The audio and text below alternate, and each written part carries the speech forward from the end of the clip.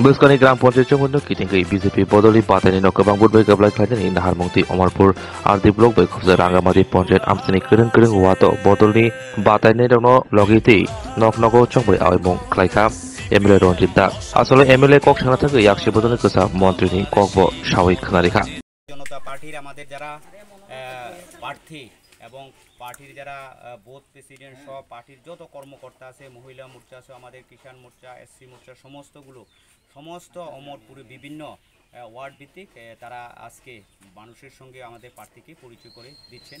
আমি আজকে সকালবেলা আমাদের রাঙামাটিতে আমাদের দুজন প্রার্থী রয়েছেন, শম্পা পাল এবং পূর্ণিমা সরকার দাস, এবং আমাদের এই রাঙামাটির আরেকটা অংশ হলো আপনার 7 নম্বর ওয়ার্ডের 10 এবং 11 নম্বর ওয়ার্ডে এখানে দিদি কণিকা দাস এবং আমাদের কামাখ্যা এই ওয়ার্ডের প্রার্থী, এবং এখানে আমাদের পঞ্চায়েত সমিতি থেকে আশিস দাস এবং জেলা পরিষদের নিকুঞ্জ বর্মন তাদের প্রচারে সমস্ত কর্মকর্তারা আজকে বের হয়ে মানুষের কাছে তারা বিভিন্নভাবে তাদেরকে আশীর্বাদ করার জন্য তারা প্রত্যেকের বাড়িতে বাড়িতে যাচ্ছেন।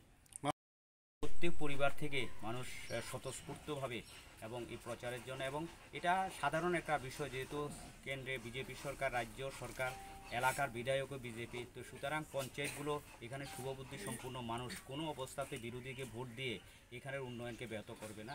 তারা এই পঞ্চায়েত ওয়ার্ডে সমস্ত লোক ভারতীয় জনতা পার্টির পক্ষেই তারা ভোট দেবেন।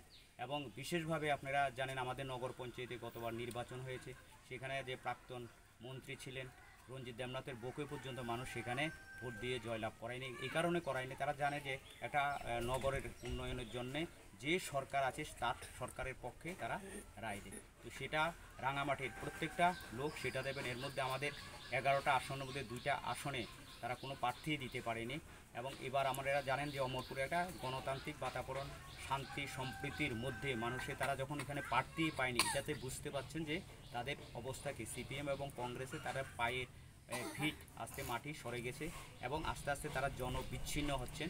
এই পঞ্চায়েত নির্বাচনের ফলাফল থেকে আপনারা তার প্রমাণ পাবেন।